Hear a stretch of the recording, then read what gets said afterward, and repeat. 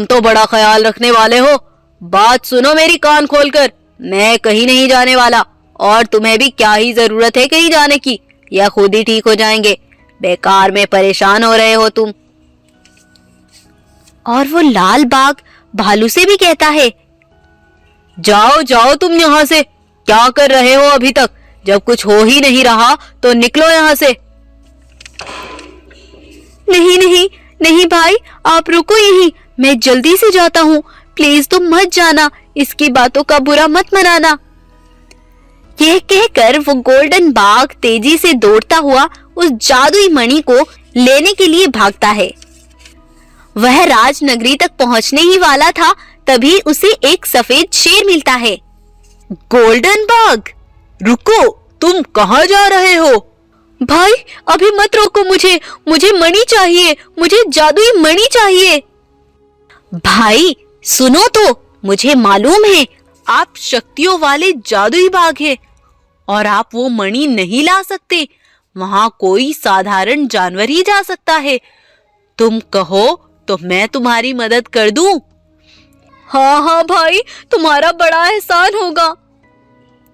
शेर दौड़ता हुआ मणि लेने जाता है।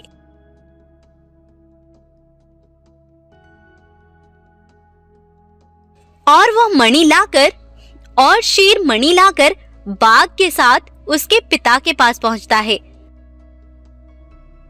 तब उस मणि से भालू सफेद बाघ के अंदर बहुत सारी शक्तियां डाल देते हैं।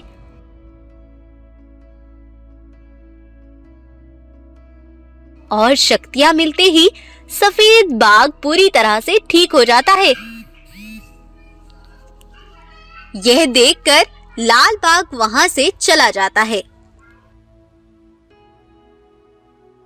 गोल्डन शेर सुकून की सांस लेता है और अपने पिता से बड़ा प्यार करता है और सफेद शेर के बारे में भी सब कुछ बताता है।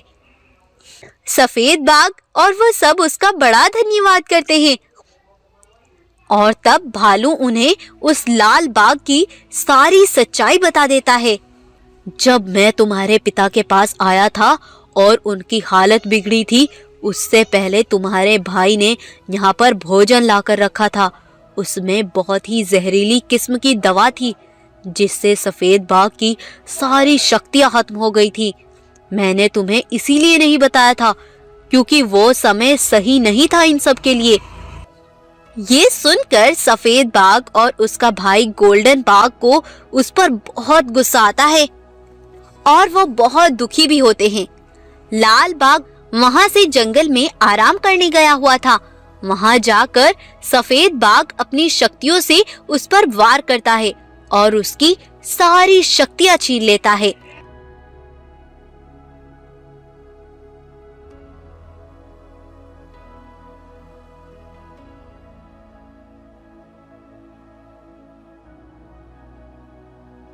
और लाल बाघ ने अपनी शक्तियों का कभी भी सही प्रयोग नहीं किया था और अपने पिता के साथ भी बहुत बुरा व्यवहार किया था।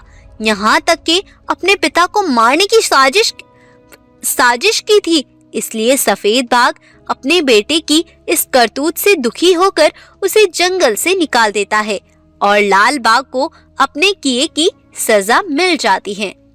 और फिर सफेद बाघ और गोल्डन बाघ उस सफेद शेर को एक बहुत ही अच्छा सुंदर सोने का जादुई घर इनाम में देते हैं, क्योंकि उसने उन दोनों की मदद की और उन्हें जादुई मणि लाकर दी, जिससे सफेद बाघ की जान बच सकी।